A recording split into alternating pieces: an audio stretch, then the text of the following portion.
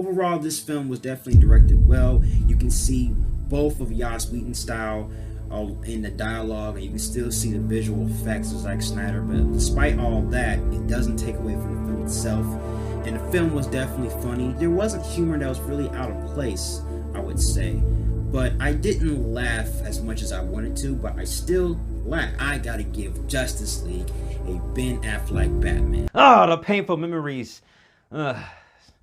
But today, I had to talk about today. This is a monumental win for Zack Snyder, having his own vision realized. This is something a long time coming. This is probably going to be my longest review ever. Since this being the longest superhero movie I've ever seen in my life. But there is so much ground to cover. It's all going to be spoiler free. I'll give you a little small rundown about everything what happened. So here we go. Zack Snyder came to Warner Bros. About the idea of a DCEU. Warner Bros. Liked the idea and they gave him a 5-picture movie deal, which was Man of Steel, BVS, Justice League Part 2, and Part 3. After the release of Man of Steel, BVS gets released in theaters, then it got dropped to 27% on Rotten Tomatoes, and that's when Warner Bros. Decided to take action. Kevin Teixeira and the former executive producers came to Zack Snyder and wanted him to add a little bit more humor and take out the dark tone. So Zack Snyder had like a close to a 3 to 4 hour movie in his hands that he had to redraft and possibly reshoot. But then tragedy struck. Zack Snyder decided to step down and spend time with his family because his daughter lost her life due to committing suicide. But apparently Warner Bros. Had a different agenda. They hired Joss Whedon to become the overseer of Zack Snyder's movie. He had like 3 hour to 4 hour of Zack Snyder scenes, so he did some extensive reshoots and took out about 2 hours of Zack Snyder's movie. Add the quippiness, add the jokes, all from the executive's demands. We have this event released, the Snyder Cut, and that led to Zack Snyder's Justice League that I'm going to give to you. So Zack Snyder's Justice League is basically about our heroes are trying to ensure Superman's sacrifice was not in vain.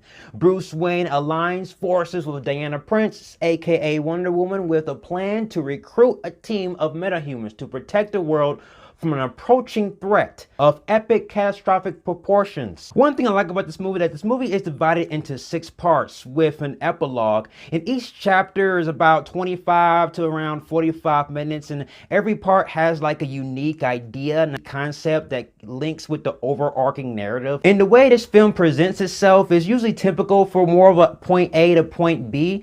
There are scenes in Justice League that's in this movie that are Zack Snyder scenes, but after watching Justice League in 2017, coming to this movie, you're expecting some scenes that going to happen that doesn't really appear in this movie. Did they get like cut or rearranged? No, they got removed completely out this movie, and it basically all revolves around the awkwardness and the jokes that doesn't really need to be there, or the jokes that doesn't really make sense, or the jokes that just makes you cringe. They remove all those jokes, and therefore there isn't any awkwardness within his characters.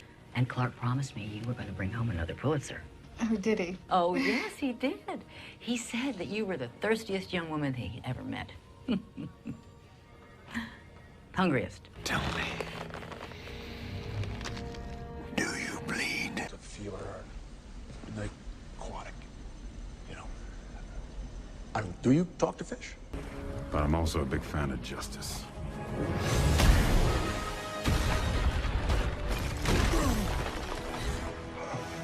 Well, I knew you didn't bring me back because you like me. I don't. Not. This Zack Snyder's Justice League has development upon development. Like, this film developed its characters who you understand who these characters are more than you do while watching Justice League. And there's really, I feel like there's 2 characters in this movie that gets elevated, or no, 3 characters that gets elevated. Cyborg, definitely, Batman, and Flash. Justice League, Flash is not really developed. In this movie, we get a scene with his father. We get a scene of him trying to learn more about his powers. And Flash's jokes in Zack Snyder's Justice League, some of his jokes did get removed move, but it didn't take away the character of Barry Allen. Like, his jokes does feel genuine, and his jokes makes you feel that he is a character of Barry Allen. Cyborg is a character. Watching Justice League again, and I decided to watch this movie with open eyes, okay? Like, as if I was watching it for the first time. And you know, I'm watching it, and just Cyborg is pretty much a character that's there, but not really there. So I'm just like, okay. So when I'm watching Zack Snyder's Justice League, I understand he is a character. I understand what kind of things he's going through. I understand his struggles. I understand his convictions. But in Justice League, I just feel like he's just that one character that says this one thing, booyah, that felt really out of place. Because, I mean, booyah is when you're happy, but when he just said booyah. I'm like, where'd that come from? He is the heart of the team.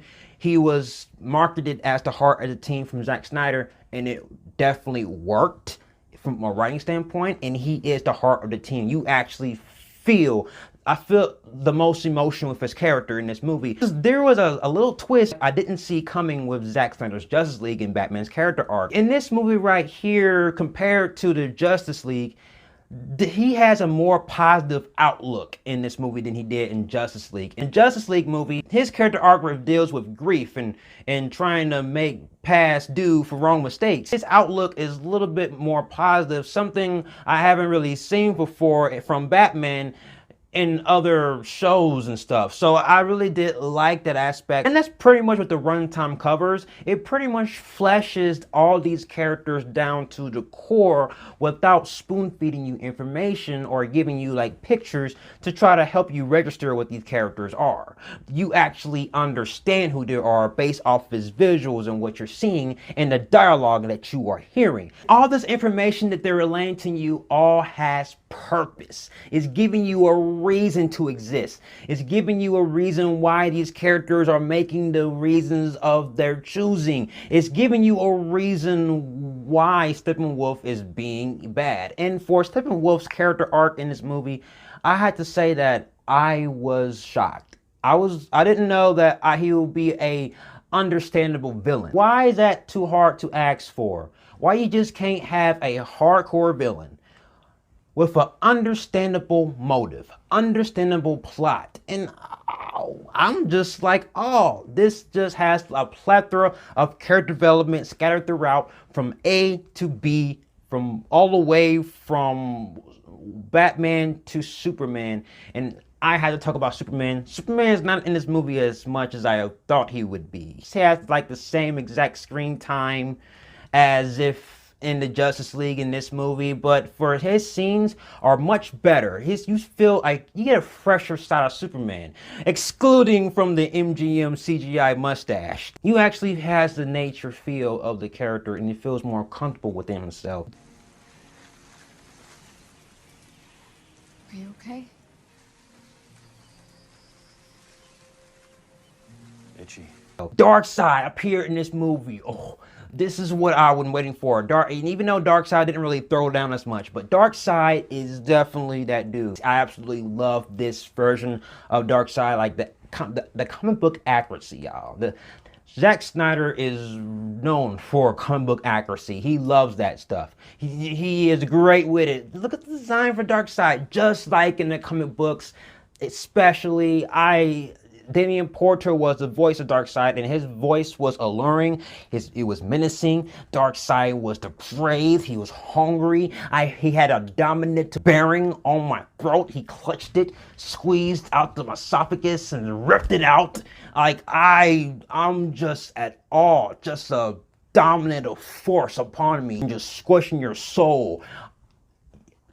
Darkseid was that dude. Now, was not expecting to have that kind of impact on me. I absolutely love this Darkseid. I want more Darkseid. As for a film, this movie was definitely fantastic all the way from the visual effects. The score from Junkie XL, everything. I had goosebumps, y'all. I had goosebumps all over my body from head to toe. The thing about it, the film puts the emphasis of its visuals basis is because the aspect ratio 4:3. I like that ratio because this film was directed with IMAX cameras. And Zack Snyder, Christopher Nolan, Damien Chazelle, Denis Villeneuve, they direct their movies with IMAX cameras. And this movie was intended to be in theaters for IMAX. So that's why it's in the 4:3 aspect ratio. Feel like as a film, the 4.3 aspect ratio puts an emphasis on its visuals by having it stand up. That's just my personal opinion on that matter. Some of the complaints of it is basically because of how it's directed and the tone of the movie. The tone is a lot different, and I feel like the tone of the movie puts an emphasis of its visuals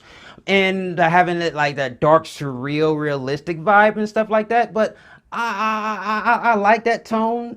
That's the tone that DCEU was going for. They was trying to have it more like that. They wasn't trying to have it like light and upbeat like Marvel, because Marvel was great. But what DC was doing, they was trying to take their characters on a deeper level, more of a level where we're studying the character's mythology. These are godlike characters. Superman is close to a god. Wonder Woman is daughter of a god. These are godlike characters, so deconstructing their characters, having them develop them, rising them up to become who they are is more of a logical way of presenting its storytelling.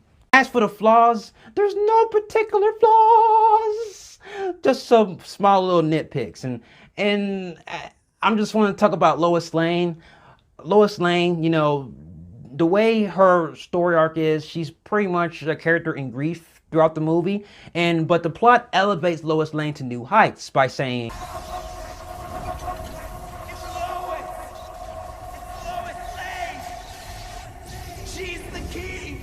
I feel like they didn't really utilize her the right way in the film, but that's only because that's just a nitpick. It has like an overabundance of slow-mo scenes, but that is Zack Snyder's style. So, you know, that's like give or take. It's more a nitpick, but the smallest nitpick I can really find is the epilogue scene. Like, there is this awesome epilogue scene, like, I can't spoil, but there's just this awesome.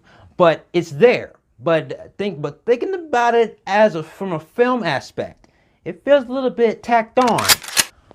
Yes, I absolutely love Justice League. This is one of my favorite superhero movies of all time. I am just mesmerized. I am just at awe. I cried after watching it the first time. I cried again watching it the second time. I think I cried during, then cried after. This movie was so great that it doesn't deserve a rating. It is the rating system. So I won't give it the Batman-tastic. It's beyond that. I will do a DC ranking. I will do my spoiler. So that's my review of Zack Snyder's Justice League. What are your thoughts? Comment below and let's talk about it. And let's go in depth. And I'll see you guys in my next review. Up next.